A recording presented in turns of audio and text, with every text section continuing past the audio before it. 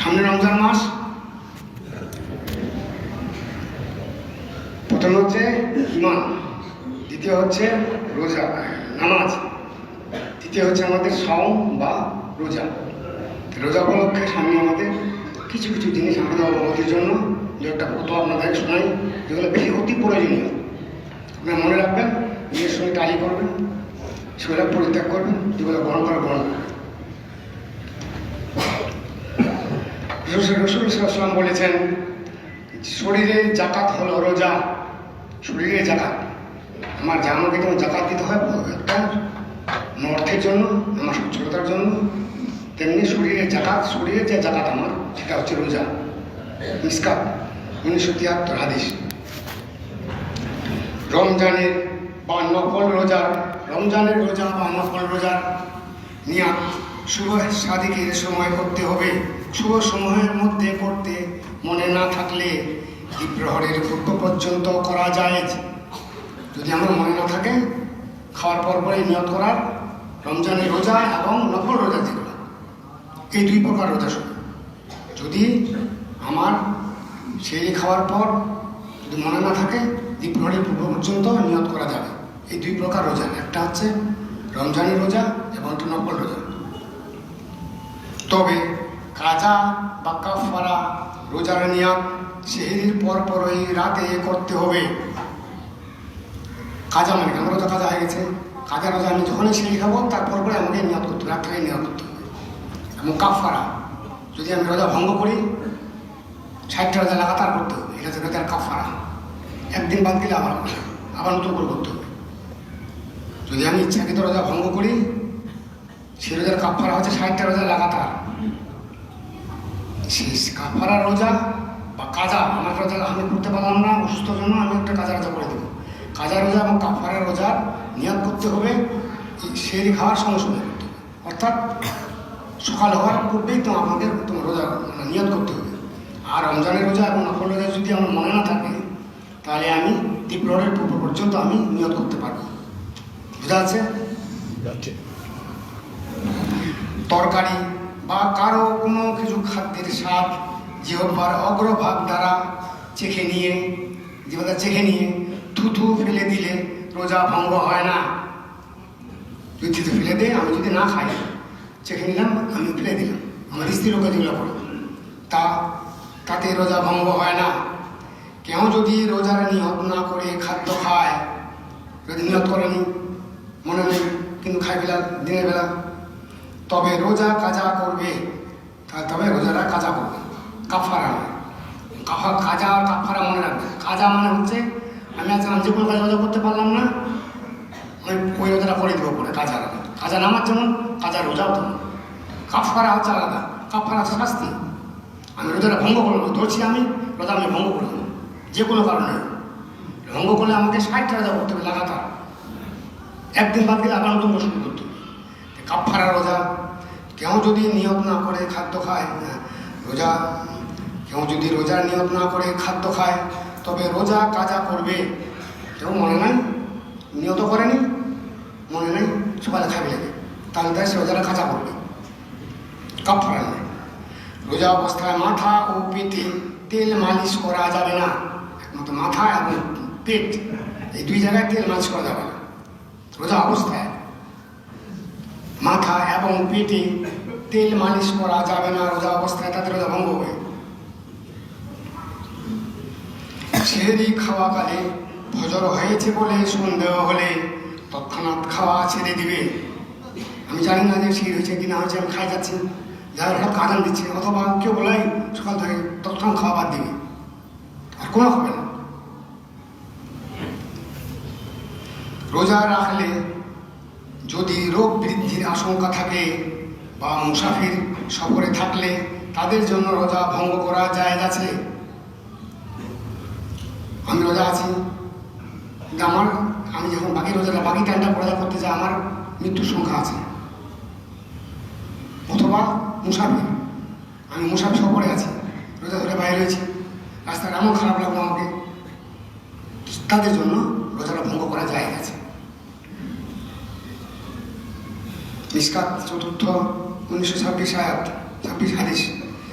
যদি কেউ জোর করে রোজাদারকে খাওয়ায়, কেউ জোর করে রোজাদারকে খাওয়ায়, বাধ্য করে আড়িয়ে দিয়ে কাফির মুশরিকরা হতে পারে, আমার অন্য কেউ হতে পারে, খাওয়াবে না, জোর করে খাওয়ায়, রোজাদারকে খাওয়ায় বা রাত্রি আছে মনে করে সেহরি খায়, তবে উক্ত রোজায় শুধু কাজা করতে হবে। কেউ জোর করে যে কাউকে খাওয়ায় অথবা রাত আছে খায়, খাচ্ছে না, পরে দেখা হবে সোজা পুজো রেখে হরত খাচ্ছে দেখিনি সোজা রেখে, তবে তাকে সেই রোজাটা কাজা করতে হবে, শুধু কাফারা করতে হবে না।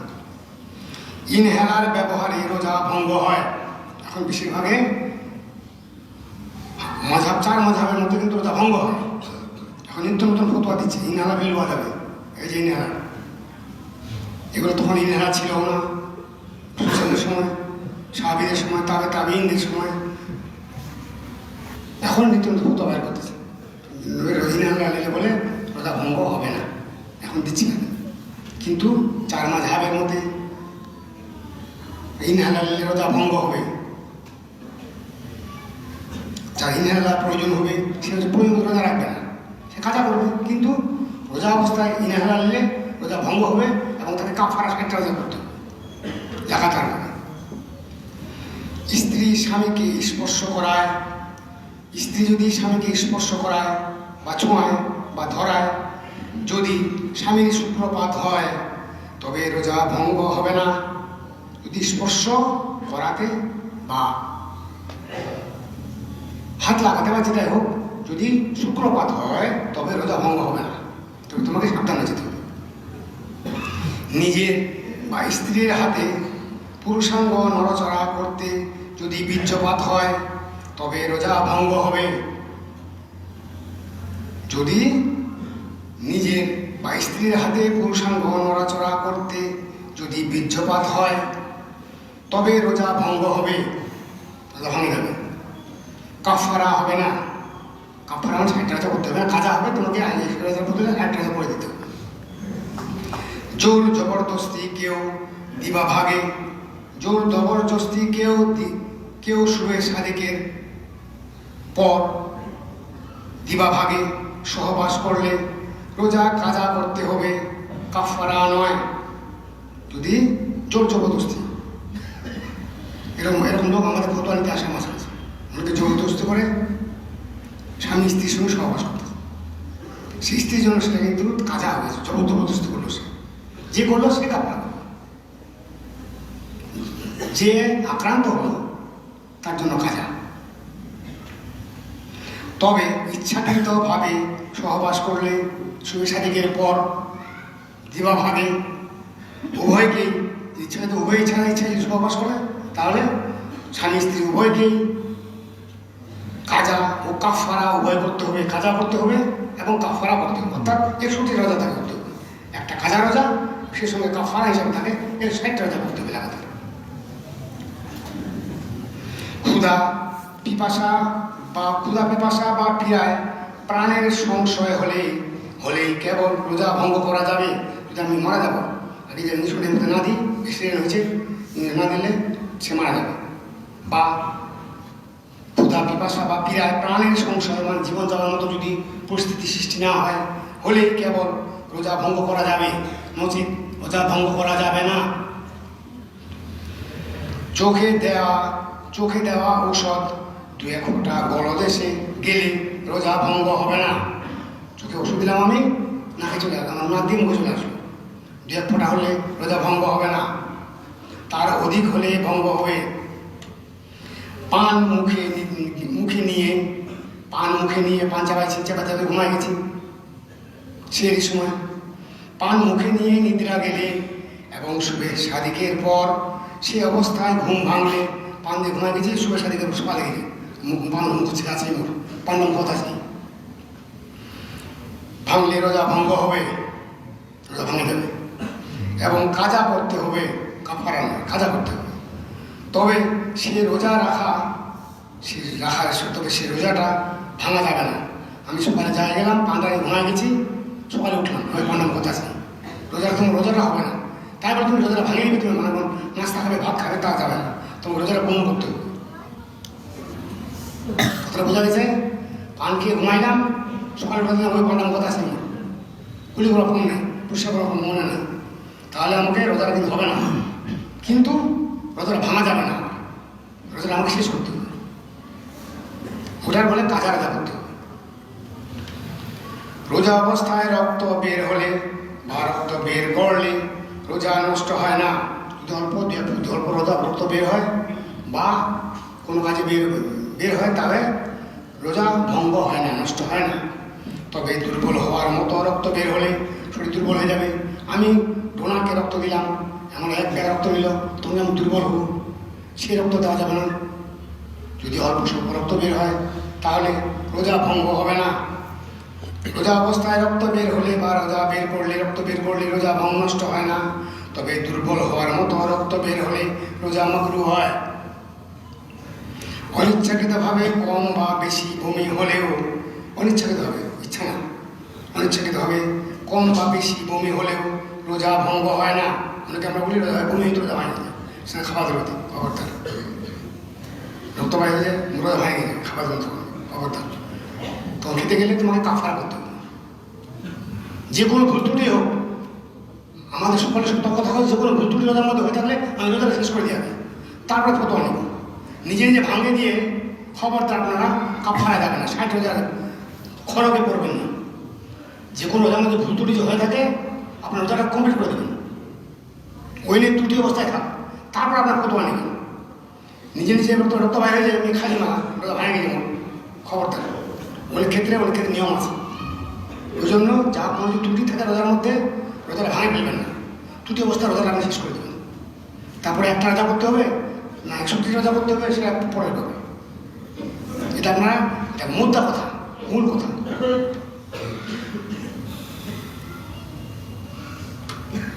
তবে ইচ্ছাকৃত বা বেশি যদি ইচ্ছাকৃত বমি করে বা বেশি পরিমাণ বমি করলে রোজা ভঙ্গ হয়। তবে তাতেও রোজা ভাঙা যাবে না, তবে উক্ত রোজা কাজা করতে হবে। অভ্যাসগতভাবে যারা গুল ব্যবহার করে, অভ্যাস প্রতি নকল হয় নেশার মতন, গুল না দিলে আমার কারণ লাগবে না, তারা গুল ব্যবহার করলে রোজা ভঙ্গ হবে। তাদের অভ্যাস আছে, আমরা রোজাটা বলে মনীষা একটু না বলে আমলা বিনিময়, তারা যদি গুল ব্যবহার করে রোজা অবস্থায় বিকালে যেটাই হোক রোজা ভঙ্গ হয়ে যাবে, কারণ তার নেশা আছে। কথা বোঝা গেছে? অনেকে আমরা গুল দিয়ে করি, গুলের কিন্তু একটা অ্যাকশন আছে, অ্যাকশন ভিতরে গেলে ওরা ভঙ্গ হয়ে যাবে, অতএব সেটা না করাই ভালো। এটাও কিন্তু শরীর হচ্ছিল না গুল, কিন্তু এটা কেন, এটা শরীরে বিধানে করতেছে, কারণ গুলটার একটা তীব্রতা আছে, তার একটা নেশা জাতীয় জিনিস আছে, নেশা জাতীয় বিভাগে রোজা কিন্তু আবার উল্লেখ আছে। এটুই গুল যাদের নেশা আছে বা যাদের গুল ব্যবহার অভ্যস্ত, তার কথা আমি পেস্ট খান কী করি, এখান থেকে কী করি, গুল খান করবো, তার কিন্তু রোজা ভঙ্গ হয়ে যাবে। রোজা ভঙ্গ হলে কাপড়া, ইচ্ছাকে ভয় করলে কাপড়া। অভ্যাসগতভাবে যারা গুল ব্যবহার করেন, তারা গুল ব্যবহার করলে রোজা ভঙ্গ হবে। তাতে রোজার কাজা কাফারা উভয়ই করতে হবে। স্তন্যদায়ী মা, যারা শিশুকে দুধ দেয়, যে সমস্ত মা দুধ খাওয়ায়, গর্ভবতী মা এবং মুসাফির যারা সফরে বের হয়েছে, 50 কিলো বা তার বেশি দূরে গেছে, মুসাফির জনের জন্য আল্লাহ রোজা রাখার বাধ্যবাধকতা থেকে অব্যাহতি দিয়েছেন। টিকার বই মতে 48 বা 50 কিলো, আমাদের যা না হলেই নয়, এবং শরীয়তের হানাফি মাযহাব মতে 100-এর উপরে করে, 100-এর উপরে কিলো পর্যন্ত দূরে গেলে সে মুসাফির হবে। স্তন্যদায়ী মা, গর্ভবতী মা এবং মুসাফিরের জন্য আল্লাহ রোজা রাখার বাধ্যবাধকতা থেকে অব্যাহতি দিয়েছেন। যদি সে রোজা না রাখে, তার শিশুর কষ্ট হবে, দুধ খাওয়াতে দুধ পাবে না মা শিশু, অথবা গর্ভবতী সন্তানের ক্ষতি হতে পারে, অথবা মুসাফির অবস্থায় আছে, তার জন্য রোজা রাখার বাধ্যবাধকতা নয়, সে ওই রোজাগুলো পরে কাজা করে দেবে। কেবল রমজানের রোজা ভাঙলেই কাফারা দিতে হয়। কাফারা এই 60টা রোজা করা হয় লাগাতারভাবে, একমাত্র রমজানের রোজা ভাঙলেই শুধু কাফারা দিতে হয়, অন্য রোজায় নয়। কথা বোঝা গেছে? রমজানের রোজা এই জন্য অত্যন্ত কঠিন, আবার অনেক রহমত, অনেক আবার জমা। রমজানের রোজা হচ্ছে রহমত আবার জমা।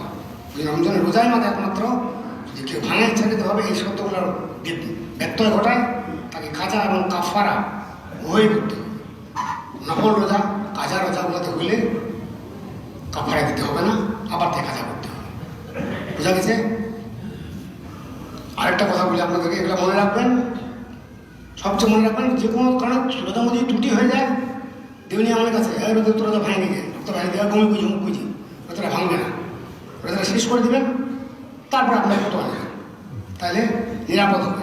নাহলে কখন আবার কাফারা করে দেন, নিজে করবেন, এতে সাবধান থাকবেন। আর একটা কথা বলে আপনাদেরকে, রমজানের প্রথম রোজা থেকে তারাবির নামাজের আগে গরম দাদু পরবর্তীতে বাজারি চা যে বক্তব্য দিতেন, আমি এবারে মনে করতেছি যে এবারে সামনে আধা ঘন্টা আপনার একটু আগে যদি আপনাদের বিতিকা শোনার আগ্রহ থেকে বোঝার, বুঝতে না পারেন তাও কিন্তু রহমত, চেষ্টা করবেন। যদি বুঝতে চান আপনার আধা ঘন্টা আগে আসবেন। আব্দুল বারেক, সাদ্দাম হোসেন এবং সোহেল বাপি, এরা উল্লাহ সুলতান আসলাম থেকে শেষ জীবনে দীর্ঘদিন শুনেছেন, একাধিকবার ওনারা বুঝেছেন, প্রশ্ন করেছেন, দীর্ঘদিন শুনেছেন। তারা আপনাদেরকে পর্যায়ক্রমে পয়লা রোজার তারাবির নামাজে আধা ঘন্টা পূর্বে আসবেন, আপনারা শুনবেন, তাতে আপনার আলোকিত হবেন। বুঝতে না পারেন তাও আলোচনা, আমার মিলাদ শরীফ বিভিন্ন মাধ্যমে আপনারা জেনেছেন, উল্লাহ সুলতান থেকে আরম্ভ করে আপনার পান ইংরেজি যারা পাইছেন, দু একজন আছেন, বাজারে এরকম 2-3 জন আছেন মাত্র, যা আপনার উল্লাহ সুলতান আসলাম থেকে এখন পর্যন্ত বিভিন্ন অনুষ্ঠানে শুনেছেন, তাই তো আইডিয়া আছেই। নব্য যুবকরা যদি আপনার বুঝতে চান, শুনতে চান, শুনে থাকলেও চরম উপকার আছে, আপনাদেরকে শোনাবে। তারাবির নামাজের আধা ঘন্টা পূর্বে যদি আসতে পারেন, ওই আলোচনা অন্যান্য আলোচনা বাদ দিয়ে এবারে আমি, তাতে করে কী হবে, তারা যে ট্রেনিং নিচ্ছে, তারা যে উল্লাহ সুলতান শিখেছে, তাদেরও কালচার হবে না, তারা কিন্তু বই ফেলে রাখছে, বিস্মৃতিতে হারিয়ে যাবে, তাতে তাদেরও কালচার হবে, সেই সঙ্গে আপনারা উপকৃত হবেন। কথাটা বোঝা গেছে? ইয়া নবী সালাম আলাইকা, ইয়া রাসূল সালাম আলাইকা, ইয়া হাবিব সালাম আলাইকা, সালাওয়াতুল্লাহ আলাইকা, জয় তুলে খালিফা, জয় তুলে লুকিয়া, জয় তুলে শামসুজ্জোহা, তোমার উপর